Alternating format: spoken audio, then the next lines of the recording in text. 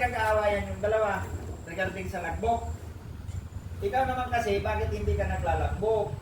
Ang katuwiran mo kasi ay kahapon naglagbok ka. Ayaw ko kasi dito sa detachment nga nag-aaway kayo. Number 1, ayaw ko kasi nag-aaway kayo. Oh. Tapos sabihin mo, kahapon ka pa naglagbok, hindi pwede yan. Kailangan na ano tayo, paano yan mag-turnover?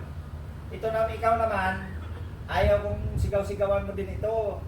Mag-aaway kayo, magsusuntukan pa kayo. Parehas ko kayo pagtanggalin. Tanggalin ko kayong dalawa kung mga ganyan kayo. Ayaw ko na mag-away rito ha. Ayaw ko marinig. Yes, sir.